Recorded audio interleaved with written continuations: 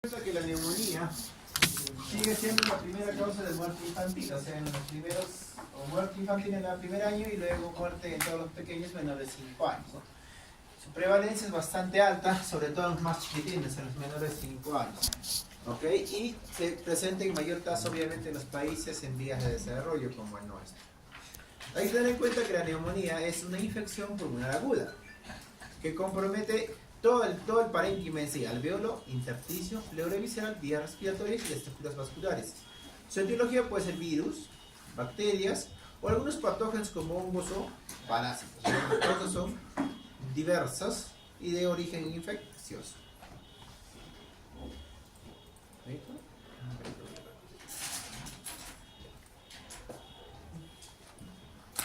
La neumonía se subclasifica en dos grandes tipos de acuerdo del lugar donde adquirimos la infección. La neumonía adquirida en la comunidad es aquella que se adquiere en un ambiente extrahospitalario. Aquellos que se inician dentro de las 48 horas de hospitalización. Eso hay que tener en cuenta, ¿ya? Si el paciente viene con cuadro clínico de neumonía en su casa es extrahospitalaria, pero hay niños que podemos hospitalizar por crisis asmática, bronquiolitis o insuficiencia cardíaca, entre otros, y vemos que hay unos signos de consolidación radiológico o cuadro clínico con neumonía, pero si está en las primeras 72 horas sigue siendo del ambiente extrahospitalario, o sea, tenemos que ver bacterias o virus extrahospitalarios. En comparación, que si es después de los 48 horas de ingreso hasta los 7 días de alta, estás hablando de una neumonía intrahospitalaria. La etiología es completamente diferente. En la extrahospitalaria o en la comunitaria, la etiología más frecuente son los virus, seguido por neumococo, ¿ok? Y en comparación con las hospitalarias, tenemos directamente a los más agresivos, ¿no? Que es Pseudomonas, Klebsiella y lo que es Cándida, ¿no? Que tienen una alta tasa de resistencia según cada hospital o cada nosotros. Y finalmente, nuestro objetivo es diagnosticar este grupo, las neumonías graves. En las patologías con crisis asmática, bronquiolitis, existe una clasificación. Acá no, solamente nos interesa quién tiene neumonía grave porque ese chiquitín vamos a hospitalizar. Aquel niño que tiene dificultad respiratoria marcada, o sea, cianosis central, dificultad para beber o lactar o vómitos frecuentes, convulsiones, alteración de estado de conciencia, y esto sí, memorízanlo por favor, la saturación de oxígeno menor a 92, entre 0 a 2500 metros sobre el nivel del mar, y nos vamos rápidamente a un 85% cuando es más de 2500 metros sobre el nivel del mar, ¿ok? Esto no es como la corrección de la hemoglobina que se corrige por niveles, esto es directamente es tácito, ¿no? Debajo de 2500, 92, encima de 2500, 85%. Y nosotros, para nosotros, ¿cuánto va a ser? 85 por 100. Y finalmente vienen las complicadas, las neumonías que predicen ciertas complicaciones, sobre todo aquellos que niños el derrame paraneumónico es el más frecuente, empiema, abscesos, necrosis, enfermedad multilobular, neumotórax, fístula broncopleural y sepsis, ¿no? Son las principales complicaciones. Luego vienen estos dos subgrupos, que es la neumonía aspirativa y la neumonía congénita. La neumonía aspirativa es aquella que es producto del ingreso abrupto de una sustancia extraña a las vías respiratorias en forma aguda.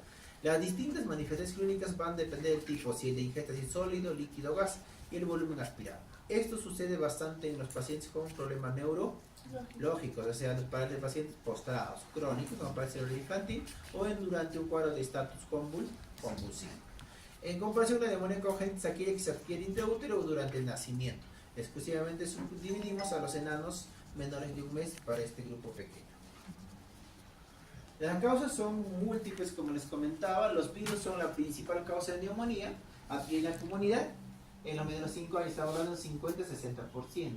Y dentro de la etiología bacteriana, nuestro querido amigo neumococo es el principal agente etiológico. Entonces, cuando hablamos de neumonía, ¿a quién nos estamos enfrentando? A la gama de virus, y ahí en segundo puesto, sin quedarse atrás, el neumococo. Y muchas veces van los dos abrazaditos de la mano, los dos se pueden coinfectar, ¿ya? Entonces hay que tener mucho cuidado. Entonces la bacteria que tenemos que ver siempre es neumococo.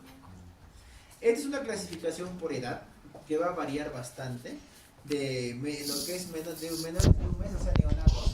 En neonatos prácticamente las bacterias que están involucradas son todas las bacterias del canal del parto, si se han dado cuenta, Streptococcus beta grupo B, E. coli y lo que es la Listeria monocitógenes, ¿no? son las bacterias que van a generar sepsis neonatal precoz, y sepsis neonatal precoz va a comprometer el parénquima pulmonar, ¿ok? Genera neumonía. En comparación que acá mi amiguito, Clamidia trachomatis, acá los muchachos que a veces van a las cariñosas, ¿ok? Va a generar una neumonía eosinofílica, que es muy clásica a los 15 días de vida. El niño va a tener un patrón micronodular y conjuntivitis y dificultad respiratoria. Eso es una infección congénita transmitida durante el canal del parto, ¿ok? Y ahí también ya se meten los amigos de la comunidad, ¿no? Staphylococcus aureus y Ureaplasma uvulaticus, ¿no? Y los virus, tenemos la gama de virus, pero de todos el más agresivo es el citomegalovirus, sobre todo en los prematuros. Y la cándida también está ahí. Y toxoplasma y treponema, o sea, la sífilis secundaria también va a debutar así. Entre 1 a 3 meses, bacterias, ¿quién está? Estreptococo neumoniae, o sea, neumococo. Una vez, por favor. Coco neumoniae, ¿no? Pero ya hay una continuidad de otras bacterias, ¿como cuál de ellos? La Listeria monocytogenes. Y acá hay otra bacteria, ¿no? ¿Cuál es? Bordetella pertussis. ¿Que la Bordetella pertussis qué enfermedad causa, chicos? Tosferina, ¿no? Según los comentarios, la primera tosferina diagnosticada este año fue en Huancayo, ¿no? La tosferina siempre ha existido, ¿ok? Sino que no ha generado este gran impacto epidemiológico. Una sencilla razón, porque tenemos una buena gama de vacunación. Nos descuidamos en la vacuna y otra va a aparecer. Porque la vacuna no deja memoria inmunológica de por vida. O sea, ustedes se pueden contagiar de tosferina y va a ser una simple gripa. Pero al pequeñín, que es menos de 6 meses sobre todo, si le va a contagiar, va a generar la forma más severa, ¿no? Que incluye la neumonía y la gran dificultad respiratoria que le va a conllevar a morir, ¿ok? Entonces, más importante siempre la inmunización para prevenir la tosferina. Y su grupo blanco, su grupo de mayor afectación es entre 1 a 3 meses, porque ellos todavía no tienen la vacuna completa, ¿no?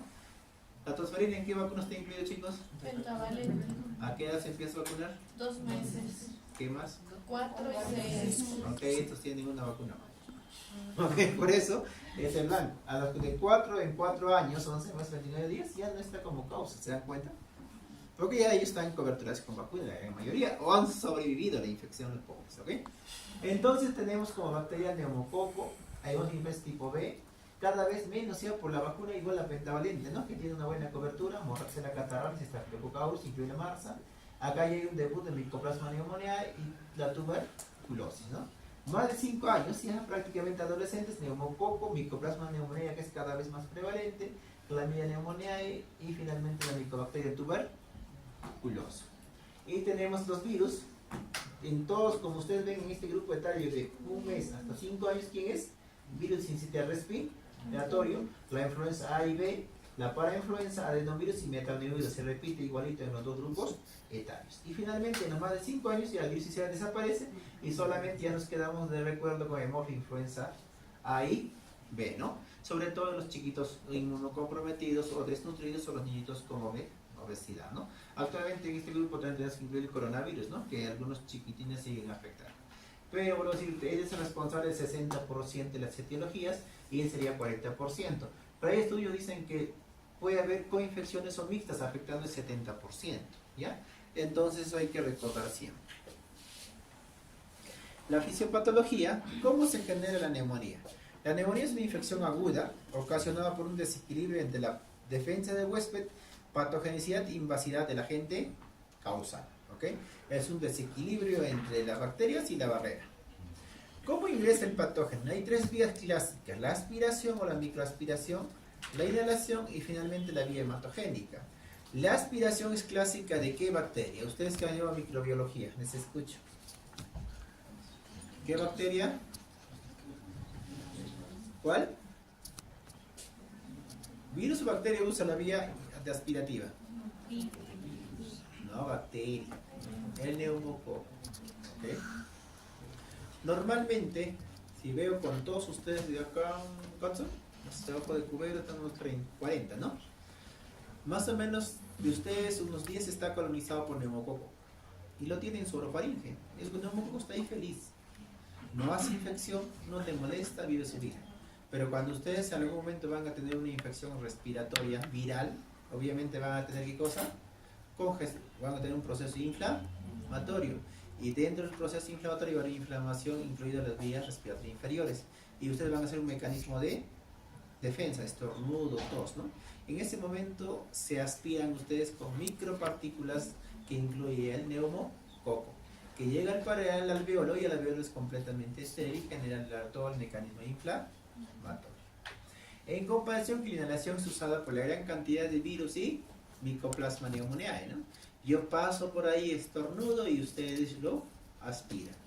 Pasa 3 o 4 días y se genera el cuadro infeccioso. Y la diseminación hematogénica es más en los niños menores de 3 meses, sobre todo por Streptococcus B, E. coli o listeria.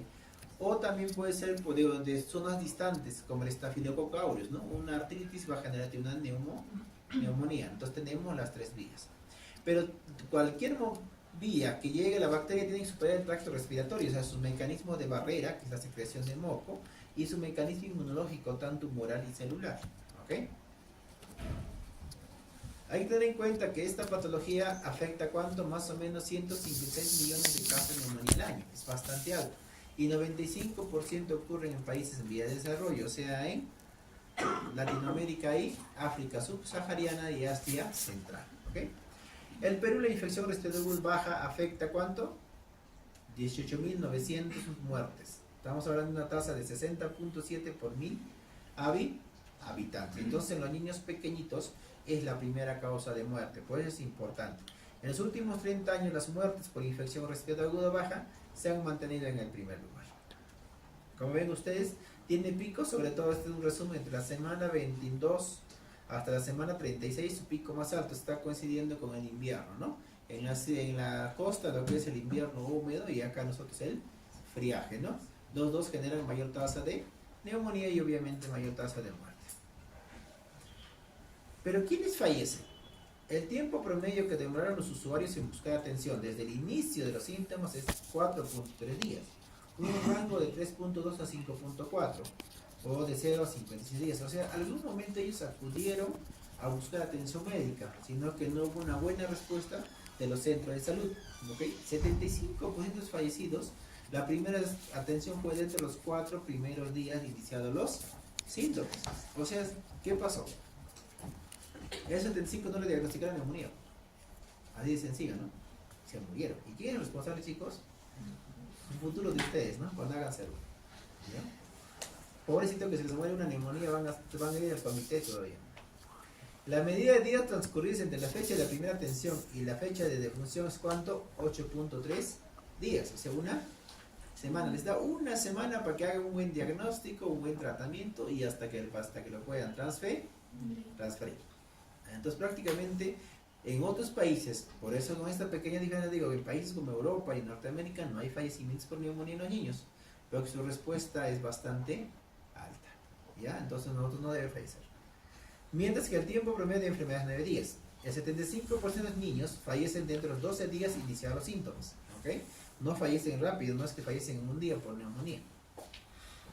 Según los estudios peruanos, la tasa de resistencia bacteriana ha aumentado bastante. En los estudios de este último reporte de Lima, que se ha identificado el neumococo invasiva, tanto en sepsis y neumonía, la resistencia de acitromicina es 82%.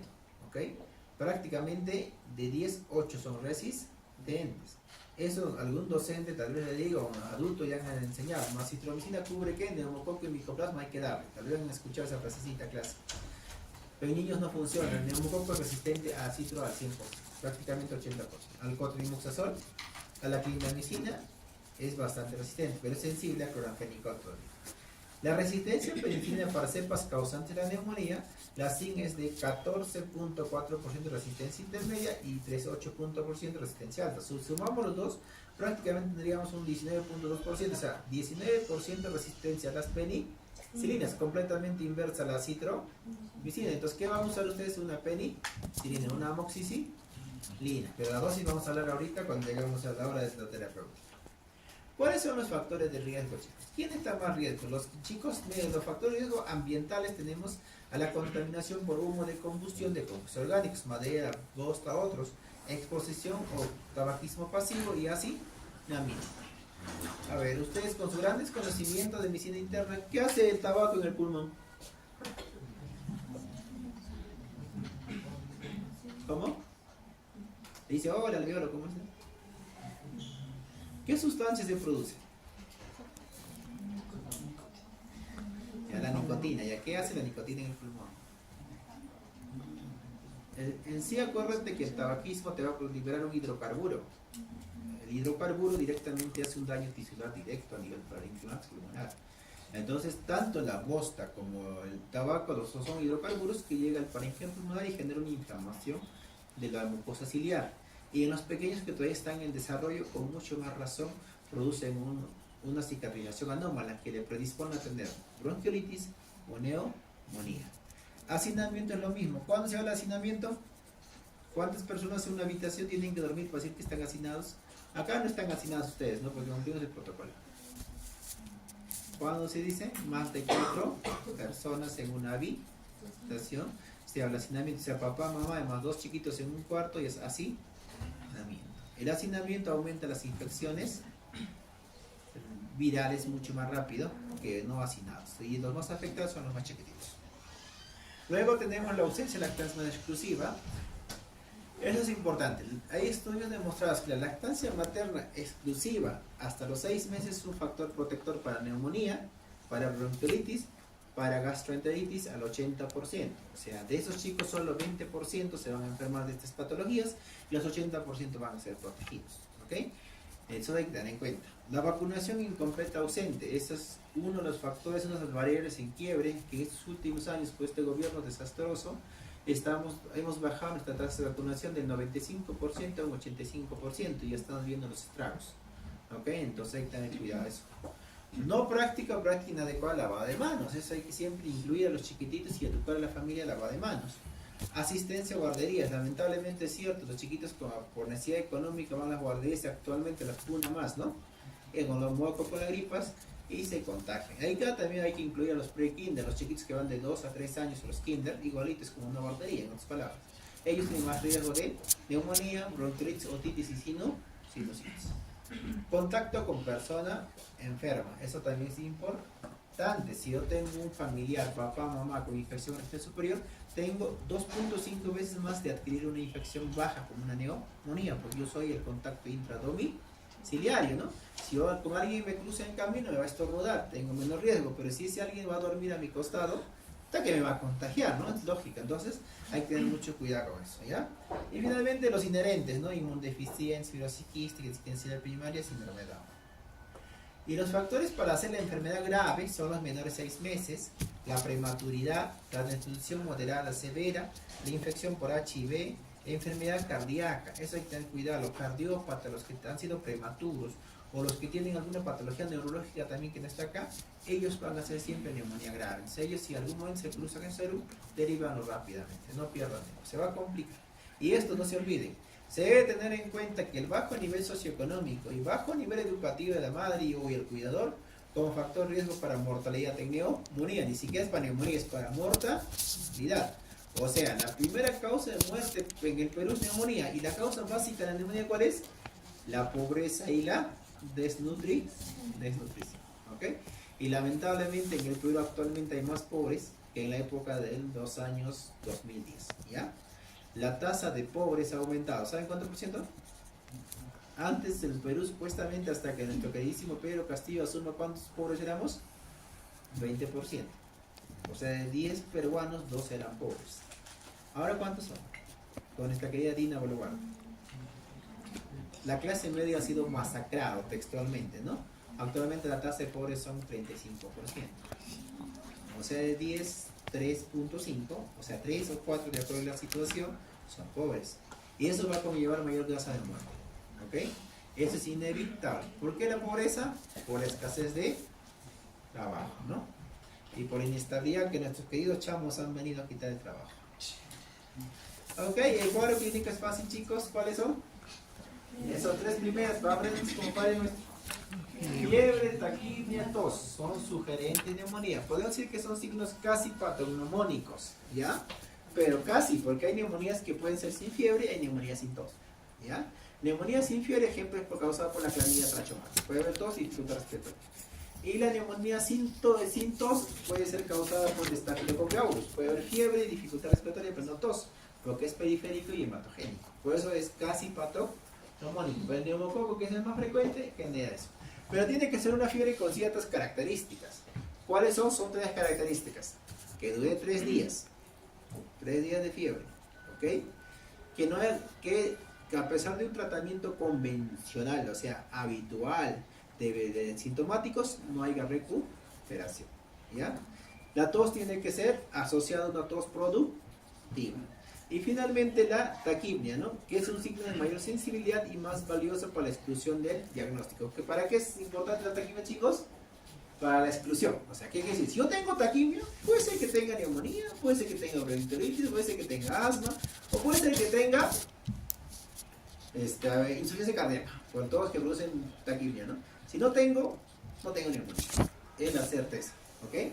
Un niño no taquipnéico y una alta probabilidad de que no sufra neumonía. Pero si es taquipnia, lo primero que tienen que ustedes es descartar que no sea neumonía. Entonces, la sensibilidad y la especificidad disminuye después de los 5 años. Porque ya tienes mejor paquete muscular. Por ejemplo, ustedes le van a neumonía y les va a dar tos, fiebre, dolor de pecho, dolor de espalda, todo lo que ustedes quieran, ¿ok? Pero taquipnia no van a ser rápido, porque tienen un buen paquete muscular que les va a sostener. Pero en comparación con los chiquititos van a hacer taquipnia y tiraje mucho más rápido, porque su paquete muscular es mucho más sensible, ¿ok? Pero esa frecuencia cardíaca para terminar taquipnia tienen que contar durante 1 minuto el niño sin fiebre y en reposo, ¿ya? No me hagan el invento de los enfermeros, ¿no? Lo cuentan 15 segundos y lo multiplican por 4, ¿ok? Eso no se hace en la frecuencia cardíaca de los pequeños, frecuencia respiratoria, porque ellos hacen pausas. Por un momento respiran rápido, luego hacen una apnea y vuelven otra vez a respirar, ¿ya? Entonces, 1 minuto. Y hay niños sin fiebre y sin reposo. No hay una manera de diferenciar según la zona taquipnia. Taquipnia es igual en Lima, taquipnia es igual acá, ¿ya? Esto es lo que la OMS nos ha puesto, y todos hasta los 5 años ya lo sabemos como Padre Nuestro. En un niño de 2 meses la taquipnia es más de 60 por minuto, entre 2 a 12 meses más de 50 por minuto, entre 1 a 5 años más de 40 por minuto, y más de 5 años 20 por minuto, o sea, como un adulto. Pero lo más importante son estos primeros 3 grupos, que tienen muy buena sensibilidad, ¿ya? Entonces, lo primero es ir a demostrar la fiebre, que la tos sea húmedo, y contar nuestra frecuencia respiratoria en 1 minuto y ver si está taquipnéico. Si está con fiebre, tos y taquipnia, es neumonía, hasta descartarlo lo contrario. Y en examen físico, obviamente tenemos que demostrar el uso de músculos accesorios, o sea, taquipnia. A la auscultación, el signo más característico es la disminución del pasaje del murmullo vesicular, o sea, disminución de murmullo en los menores de 1 año y medio. Y luego los crépitos, que es clásico en los mayores de 1 año y medio, ¿ok? No se escucha crépito en los menores de 1 año y medio, acuérdense eso. Solo disminución de murmullo, porque los alveolos están como ustedes, completamente separados, ¿ya? Pero hay alguien cogido la mano por ahí, ninguno, ¿no?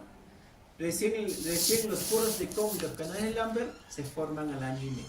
Ahí recién escuchan las palabras. Antes es disminución de murmullo, solo matines. Y los niños más grandes fue bregofonía, broncofonía, soplotura. Numerosos estudios han confirmado la evidencia previa de que no hay manera de distinguir entre los agentes etiológicos en forma clínica o radiológica. No puedo decir si estos virus o bacterias en los estudios laboratoriales o radiológicos. Acá están los criterios para neumonía grave, les repito: dificultad respiratoria marcada, o sea, politidad relativa nasal tejido, diagnóstico central o apnea intermitente, dificultad para beber, lactar o vómitos frecuentes, alteración del estado sensorio, convulsiones, y la saturación de oxígeno. Por favor, no se olviden, memorízanselo esto les va a servir, aplica tanto para niños y adultos, ¿ok? Y finalmente, todo neonato, una neumonía se va a considerar como grave. El diagnóstico es completamente clínico, no me digan no tengo radiografía para hacer el diagnóstico, ahí sí bien claro. Es una análisis detallada de antecedentes familiares y personales, examen físico muy cuidadoso, signos, síntomas característicos que son fiebre, tos y taquipnia, que es la triada, y finalmente asociado a politirax, quejido, aleteo nasal. Cuando llego al diagnóstico, tengo que hacer un diagnóstico diferencial. De los más pequeñitos, la más común son las cardiopatías, anomalías anatómicas cardiopulmonares, como cardiopatía congénita, quiste de esofágica, quiste esofágico, enfermedad de reflujo gastroesofágico. En lo más de 1 mes en adelante, bronquiolitis, asma, aspiración de cuerpo extraño, telectasia, insuficiencia cardíaca, sepsis y acidosis metabólica. Y enfermedades pulmonares crónicas, y finalmente neumonitis por aspiración en los chiquitines más grandes. ¿A quiénes voy a hospitalizar? Están todos los criterios acá, ¿ok? ¿Se lo van a memorizar? Sí, ¿no? Pero tienen que memorizar, ya les he dicho en grupo de rotación, para ser pediatra tienen que tener una memoria de elefante, ¿no? Si no van a andar con su tablero, como mis residentes, así con su hojita ahí como locos, porque no se van a acordar los scores, porque en pediatría se maneja bastante scores, aunque más que en adultos, ¿ya? Pero estos son criterios, pero les voy a resumir en 3 cosas nomás que ustedes tienen que aprender. Neumonía grave, o sea, si un niño tiene tirajes, un niño presenta saturación menos de 85, si un niño está con vómitos, está deshidratado, ya se considera con neumonía grave, ¿ok? Segundo son las neumonías con complicaciones, ¿ya? Tercero son los chicos con patologías o malformaciones o patologías comorbidas como cardiopatías congénitas o malformaciones, sería el tercer criterio. Y el cuarto criterio es la edad, a los menores de 6 meses, toditos tengo que hospitalizar. Y finalmente el quinto, ¿cuál sería? Riesgo social, cuando tanto la institución y como los cuidadores no garantizan una adecuada respuesta al tratamiento.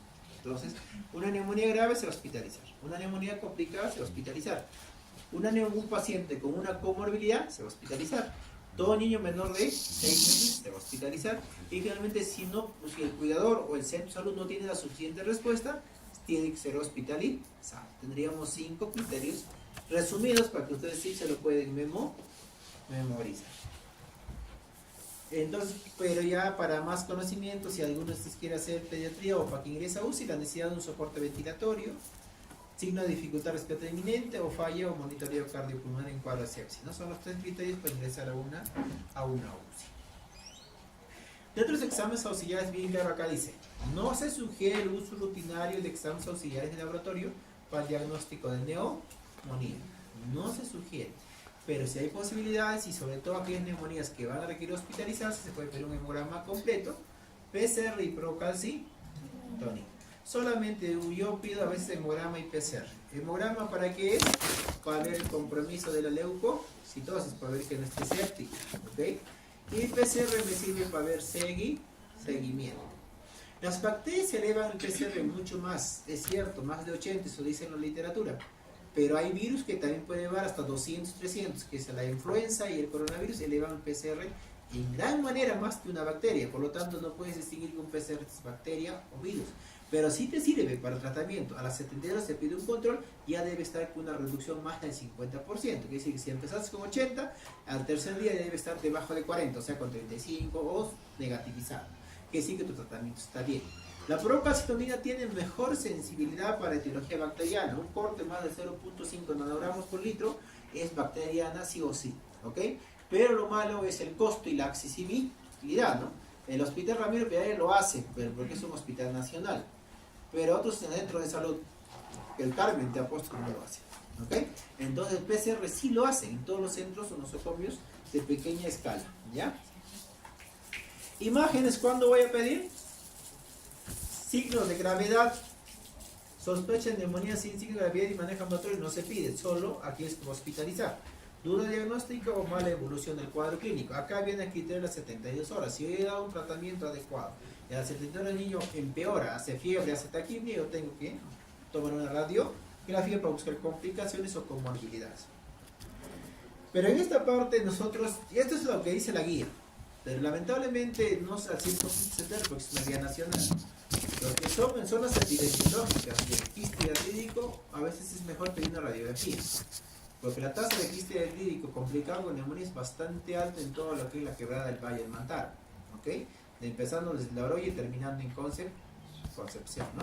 A veces hay niños que vienen con neumonía y bueno, la han tratado ambulatoriamente, mejoró, pero después deteriora el cuadro clínico, la tomamos una radiografía, son quistes vomitados, ¿no? Que muchas veces no se han dado cuenta. Entonces, toda neumonía redonda para nosotros es uno de un control radiológico a las 72 horas también, ¿ya? Si en algún momento se cruzan con una neumonía redonda, toma una radiografía a las 72 horas para ver que no sea un quiste hidratídico, porque somos zona endémica, no hay cómo combatir. Ahora con una nueva ley, antes podía matar a un perrito, ustedes nunca han matado a un perrito, ¿no?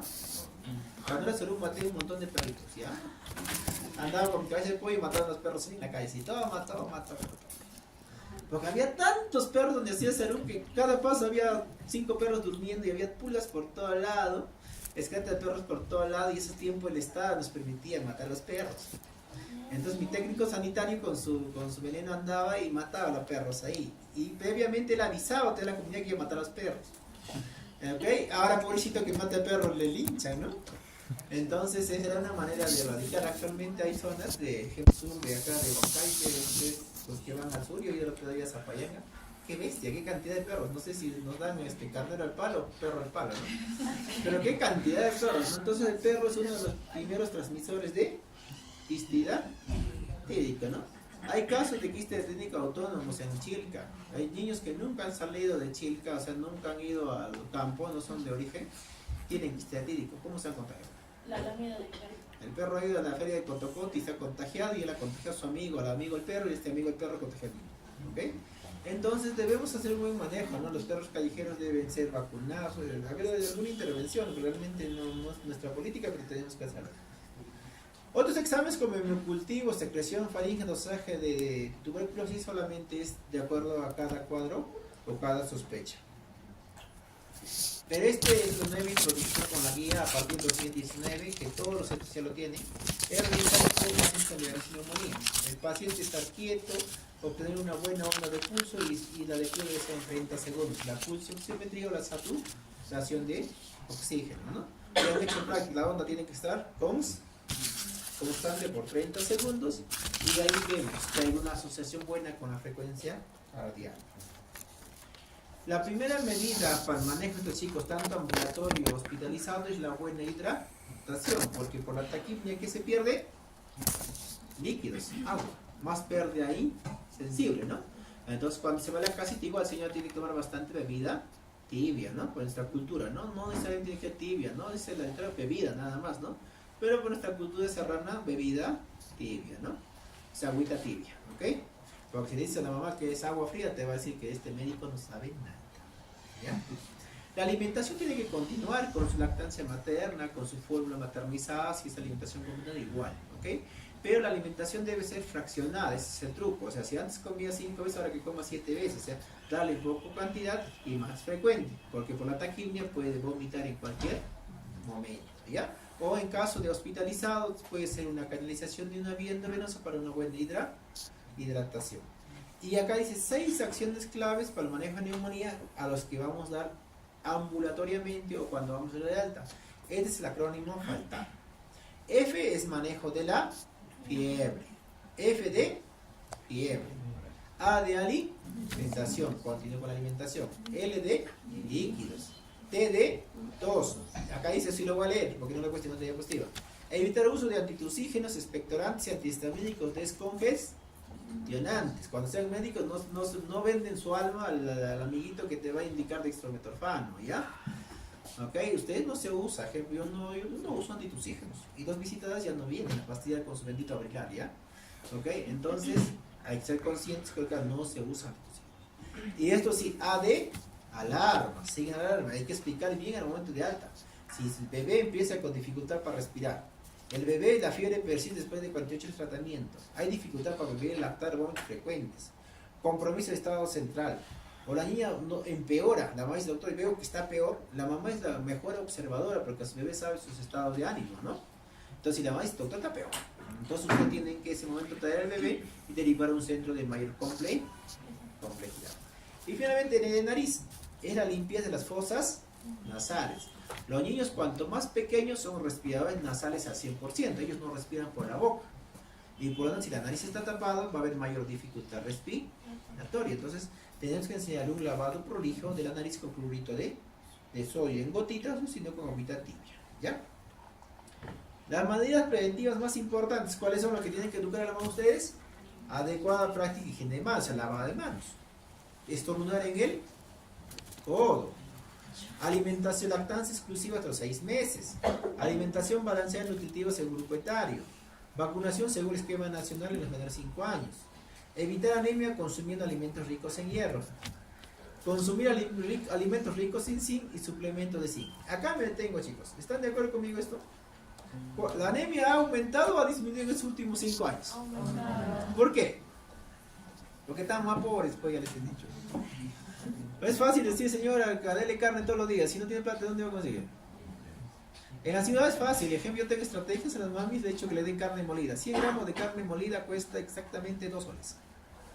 Las mamás le dan carne molida como pateco, un poquito como empanaditas naturales, de un poquito de maicena, lo hacen como una empanadita, como una hamburguesita. Le dan a los chiquitos, se cuesta 2 soles, 3 soles, ¿no? Un hígado de pollo puedes conseguir un sol acá en Huancayo. ¿Ok? Pero las mamitas que están en la punta del cerro, ¿a qué mercado van a ir? Ese es el problema, por eso la anemia es más frecuente en la sierra y en la selva. ¿Ok?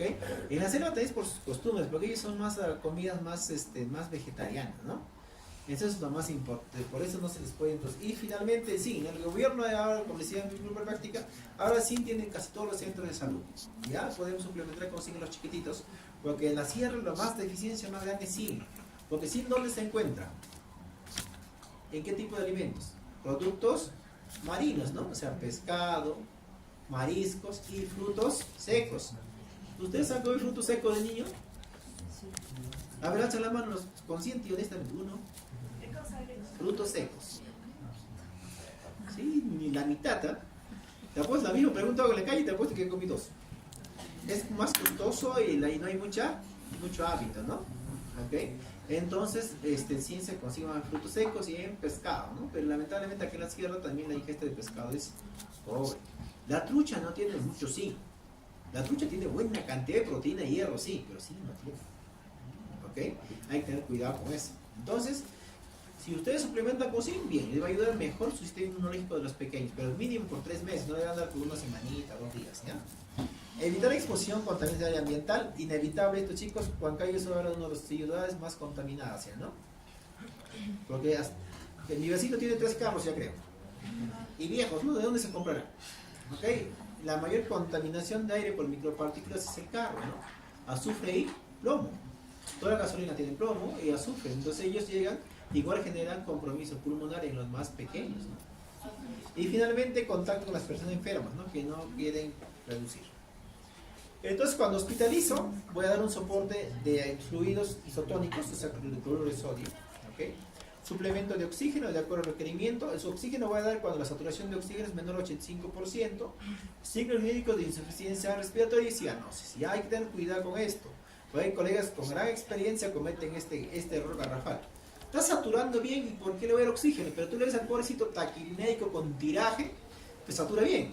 Quiere decir que este pequeño está luchando para tratar de compensar su hipoxia, ¿no? No vas a esperar que el pobre haga hipoxia, ¿no?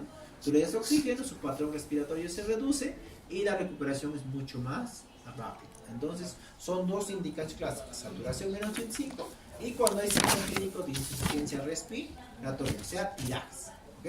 Y cianosis, ya pues cualquier mundo ya sabe que es más oxígeno, ¿no? Acá están los sistemas de flujo que ustedes pueden usar, eso es práctico, cuando hagan su canal lo van a aprender la transmisión. En cuanto a la cobertura antibiótica, vamos a ver de acuerdo al grupo etario, la severidad del cuadro y la sensibilidad. Siempre hay que conocer nuestra realidad de sensibilidad local y nacional. En los menores de 2 meses, sospecha clínica y antecedente, se iniciará una terapia beta-lactámica como ampicilina y aminoglucósido, o sea, amicacina y gentamicina, ¿ok? O sea, hasta 2 meses, 29 días, voy a tener monoterapia. ¿Cuál va a ser hospitalizada y ser politerapia? O sea, ampicilina más gentamicina para cubrir. Y entre los 2 meses y 6 meses, ampicilina vía endovenosa, pues se va a hospitalizarlo. Entre 6 meses a 12 años es de acuerdo a la sospecha o la etiología bacteriana. Entonces, si va a ser ambulatorio, se va a ir a la casita, ¿cuál va a ser mi mejor cobertura antibiótica en los mayores 6 meses? Repito, menores 6 meses se hospitaliza. En los mayores, ¿qué le voy a dar? Amoxicilina. ¿Cuánto? 90 miligramos kilo día, dividido cada 8 horas por 7 a 10 días, máximo 4 gramos. Eso es importante en pediatría, porque hay niños gorditos que te va a salir 6-7 gramos, puedes intoxicarlo también. Siempre hay que ver los máximos. Y el segundo fiel amigo es el clorfénico, 50 miligramos kilo día, bioral dividido cada 6 horas, máximo 4 gramos por 7 días. Y como alternativa para los niños más grandes, sobre todo mayores de 5 años, tengo la eritromicina, citromicina, que son los macrólidos. Optemos por la citromicina, que es una sola vez al día, 10 miligramos kilo día, bioral cada 24 horas por 5 días, máximo 500 miligramos. Porque la eritro y la clarita es bastante poco tolerante, es bastante amargo y no lo quieren tolerar los pequeños. En el tratamiento ambulatorio siempre hay que evaluar a las 48 horas, no se olviden eso. Si la evolución es favorable, completamos 7 días de tratamiento. Si es desfavorable, debemos sospechar incumplimiento de tratamiento, neumonía complicada por gérmenes resistentes u otras etiologías, por lo tanto que tengo que derivar. Cuando hagan su serum y van a tratar una neumonía en la casita, asegúrense por favor dar la dosis correcta, dar el jarabe en su mano y si es posible la enfermera o ustedes den una visita a domiciliaria, porque es la del chico con neumonía, su vecino que está al costadito, ¿ok? Y no van a tener gran cosa que hacer en serum en vez que pierdan el tiempo ahí. Bueno, ahora hay wifi, antes no había, ¿no? Entonces visite. A veces lamentablemente viene la cultura, cualquier nivel de educación viene la cultura. A veces la mami va a pensar que la abuelita dijo, ¿sabes qué? Eso no se cura con ese jarabe, se cura con caldo de cuy, le va a dar caldo de cuy. En el jarabe de ustedes, ¿no? O escucha, le vamos a dar agua de borraje, es buenazo para la neumonía, hay que darle agua de borraje, no es que el antibiótico, entonces tiene que censurarse. O le pasan un huevito para que baje, ¿no? Entonces siempre hay que luchar con la cultura de las personas, ¿no? Yo le puedo dar tu agua de borraja, así se sea su pinche hervida de usted, pero le das mi antibiótico, ya, no nos peleemos, ¿ok? Entonces llegamos a un acuerdo, ella le da lo que quiere, pero da mi antibiótico. Entonces nuestro antibiótico hace su utilidad, ¿ok? Eso es muy común. Otros medicamentos hay que tener en cuenta nuestro fiel paracetamol, que está en todas nuestras instituciones, la dosis es de 15 miligramos kilodosis, máxima 50 miligramos kilo día dividido oral, ¿no? Tratamiento antibiótico dividimos en los menores 2 meses, ya le he dicho, ampicilina más ampicilina más, dice gentamicina o amigacina. Acá está en la dosis, se lo pueden aprender chicos. Y los niños complicados, hospitalizados, pero sin complicaciones. Tenemos a la ampicilina, incluidos los menores de 6 meses, 100 a 150 miligramos kilo día. Y la dosis es bastante alta, es 100 a 150 a 200 miligramos kilo día. Hay estudios que reportan que se puede usar hasta 300. ¿Okay? La dosis es bastante alta. Cloranfenicol y la penicilina G sódica, cada vez menos usada, ¿no?